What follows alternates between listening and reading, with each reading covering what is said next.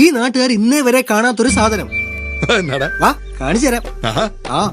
Please നോക്കൂ, കണ്ടോ? നടൻ ആസിഫ് അലിയെ അപമാനിച്ച സംഗീതജ്ഞൻ രമേശ് നാരായണൻ. അയ്യോ, സത്യമായിട്ട് തന്നെ അന്വേഷിച്ചുള്ള വരവ് തന്നെയാ. വരവ് കണ്ടാ അറിയാം. അദ്ദേഹത്തിന്റെ മനോഭാവം ആ സമയത്ത് എന്തായിരുന്നു എന്ന് നമുക്കൊക്കെ വായിച്ചെടുക്കാവുന്നതാണ്. അവിടെ പങ്കെടുത്ത എല്ലാവർക്കും വായിച്ചെടുക്കാവുന്നതാണ്. ഈശ്വര, ഞാനിനി എവിടെ പോയി വിളിക്കും? എന്റെ നെഞ്ചത്താണ് വിളിക്കുന്നത്. പരിഷ്കൃത സമൂഹത്തിന് ചേരാത്ത രീതിയിൽ ഒരാവേശത്തിലെടുത്ത് ചാടി വേണ്ടായിരുന്നു അല്ലേ? വിട്ടവളി ആന പിടിച്ചാ കിട്ടൂ.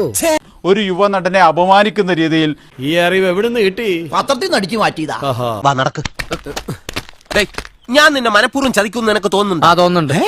അങ്ങനെ പറഞ്ഞ പക്ഷേ രമേശ് നാരായണനെ എന്തോ അലക്ഷ്യമായി ഇത് കയ്യിലേക്ക് വാങ്ങുകയാണ്. എന്നിട്ട് അതിനുശേഷം ചുറ്റുന്നു ആസിഫ് അലിയോട് നീ പൊക്കോ എന്ന് പറയുന്നു. ഒരാവേശത്തിനെടുത്ത തീരുമാനം അവിവേകാവോ? ഇദ്ദേഹം എന്തെങ്കിലും തെറ്റ് ചെയ്തിട്ടുണ്ടെങ്കിൽ നിങ്ങൾ ക്ഷമിക്കണം. അതിനുശേഷം ചുറ്റും നോക്കി തനിക്ക് അവാർഡ് നൽകാൻ യോഗ്യന്മാരാരെങ്കിലും ഈ സദസ്സിലുണ്ടോ എന്ന് നോക്കുന്നു. സോറി, അറിഞ്ഞോണ്ടല്ല, മനഃപൂർവ്വമല്ലേ. തനിക്ക് നൽകാൻ യോഗ്യത ഉണ്ട് എന്ന് കരുതുന്ന സംവിധായകൻ ജയരാജന്റെ നിന്ന് വാങ്ങി തനിക്ക് ഈ അവാർഡ് നൽകൂ എന്ന് പറയുന്നു. അപ്പൊ അതെന്താ? പിന്നെ ഒരു ഔചിത്യവുമില്ലാത്ത ഒരാളായി തരം താഴ്ന്നു ആ ഘട്ടത്തിൽ പ്രഗത്ഭ സംഗീതജ്ഞൻ രമേശ് നാരായണൻ.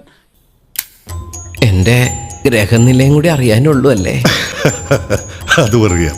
എന്തുകൊണ്ട് അദ്ദേഹം അങ്ങനെ ചെയ്തു എന്നത് സംബന്ധിച്ച് അദ്ദേഹം ഒരു വിശദീകരണം ഈ മിനിറ്റ് വരെ, ഈ നിമിഷം വരെ നൽകിയിട്ടില്ല. നീ അങ്ങോട്ട് നോക്കി. ആസിഫ് അലി ഓടി വരുന്നു, ആസിഫ് അലി ഞാൻ വാങ്ങിച്ചു. എന്ത് തങ്കപ്പെട്ട മനുഷ്യനാടാ ഇവനെ പറ്റി നീ തോന്നിയ ദിവസം പറഞ്ഞത്.